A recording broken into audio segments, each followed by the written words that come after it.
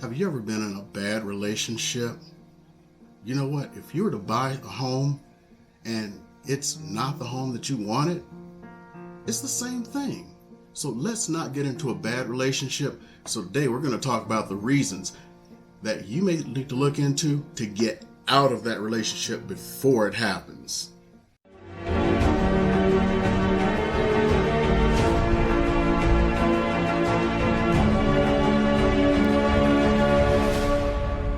Hey everybody, it's Eric here, and if you love the content that I'm putting out there every week, go ahead and like and subscribe all this stuff, and we're going to put out the best stuff out there in real estate in Las Vegas and help you guys out. So this week what we're talking about is, when do you know it's time to pull chocks, as we used to say in the military, and get out of a deal that you're really not that happy with? I'm going to go over 7 reasons when it's time to say, I'm done with this real estate transaction. You don't have to stick with the real estate transaction that you're not happy with. So let's start going over them right now. Number 1, the appraisal comes in low. You bought a house. You offered $300,000 for it. The appraisal comes back at $290,000. You are not required to buy that house. A lot of times the seller is going to say, what, are you going to give me my $300,000? You don't have to. They'll always say something like, well, can we just meet in the middle someplace? You don't have to meet anywhere as the buyer, as long as you did not waive that appraisal. So never waive that appraisal if you can get away with it. Let's just feel like being Mr. Moneybags or something. You can waive it if you want. I don't suggest waiving an appraisal. Why would you buy an asset that is already underwater? Now, if you're buying an asset and it does appraise, or you have the money to cover it, here's a little secret. Because you're the person who did it, now you have set the bar. So if the house came in and appraised at $290,000, and you bought it and you gave them the $300,000 or met somewhere in the middle and did $295,000, well, guess what? You just raised the value of all of the neighbors. Well, they should throw you a party. Well, some tells me they're not going to come to your house, knock on the door and go, thank you so much for overpaying for the house. We were waiting for someone to do that so we could make more money on ours. No, they're not waiting to do that. They're just going to keep saying, our house is worth more. And you're the fool who made it worth more. Hey, some people do that. As a matter of fact, that's how prices actually go up sometimes.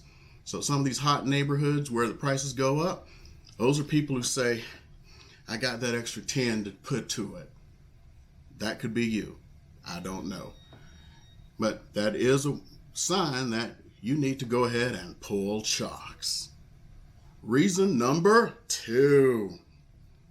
You find something hidden in the inspection. Well, that's a reason you do an inspection. That's how you have an expert come out and start looking at the house. How do you know there's not dead cats in the wall or bodies? So what happens when you find those proverbial dead bodies in the wall? Do you want to continue? What's going deeper than that dead body? You don't know. This is one of your outs, and where you may have to start looking. I don't see them telling me about dead bodies. Then they start coming back. Well, we don't know about the dead bodies. The dead bodies must have been there before we bought the house. Okay, great. But how many more dead bodies are back there? You don't know. They don't know. Maybe it's time to run. Unless you want to invest in a money pit. I don't know. That's up to you. What I'm saying is, you need to start evaluating that and seeing if it's time to pull chocks.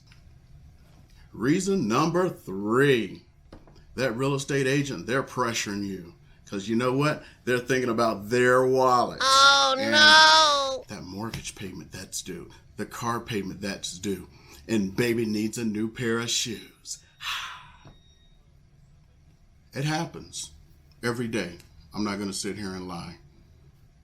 When sometimes you hear about people going to another agent, they go like, wow, my agent never showed me these houses. Maybe because you're looking at things like that great house that fits you.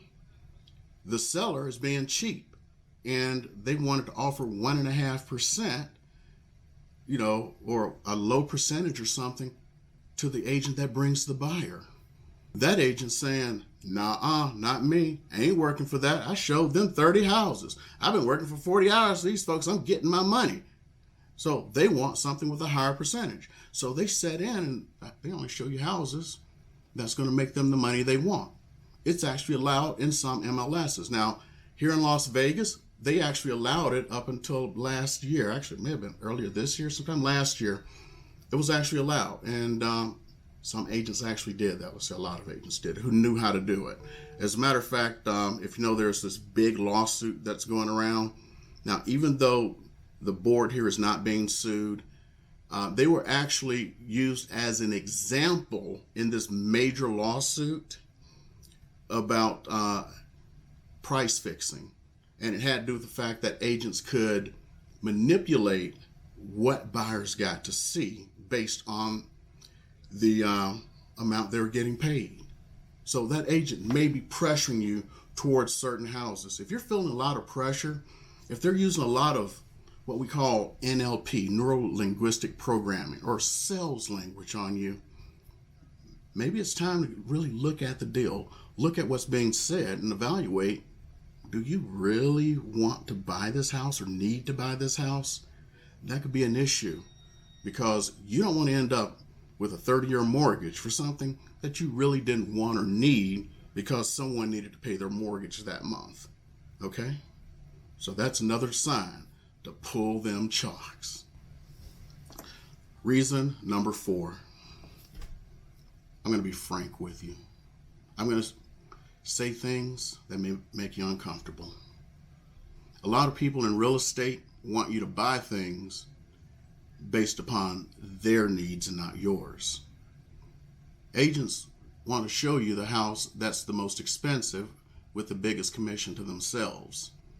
Banks want to sell your mortgage. When they're writing a mortgage, there's a commission involved.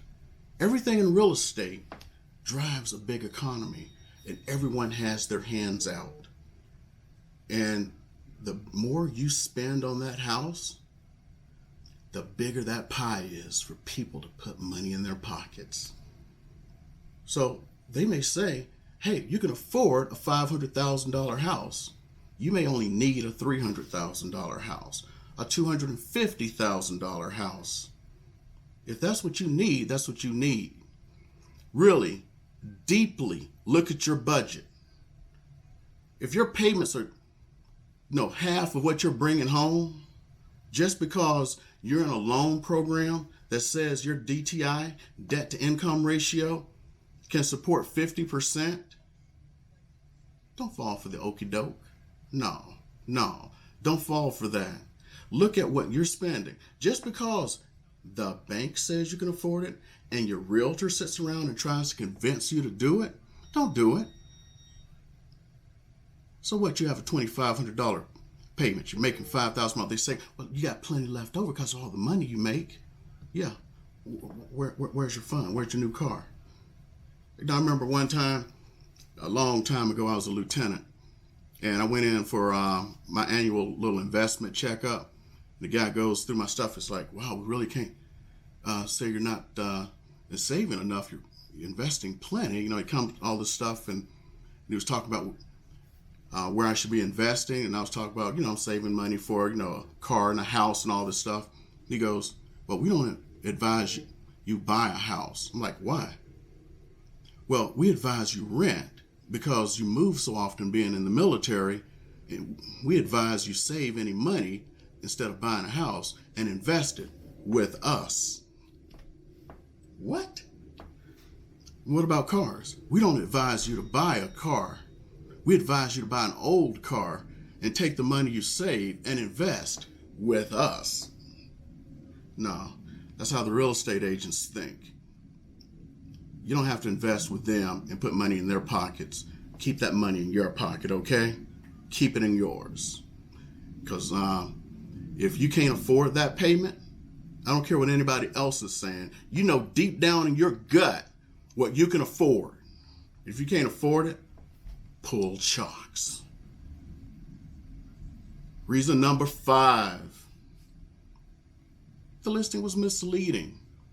Let me tell you, Photoshop is a heck of a drug. Remember Dave Chappelle's show? Yeah, Photoshop's like a drug. It can make the most pathetic house in the world look like a dream castle. And then you go there and you're looking around, you're like, this ain't the house I was looking at online. You know why? Because they cleaned it up. They had HD photography. They did virtual staging. Did you know you could digitally remove literally crap from pictures now? There are companies that do it. I want you to go to boxbrownie.com. Boxbrownie.com. It's an Australian company. They're cool. I'm telling you this. But they can do some cool stuff that will frighten you. You can take that messed up house, take good photos of it. Uncle Fester sleeping on the couch.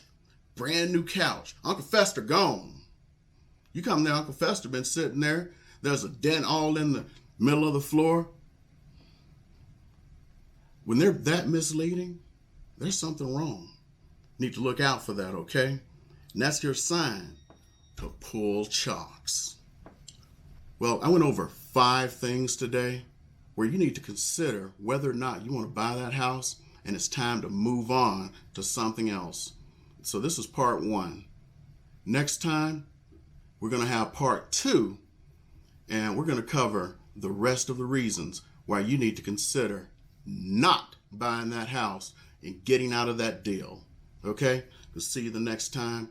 And again, if you're loving the conversation that we're having, subscribe, and I can put out more good content for you because I love doing this. See you guys later.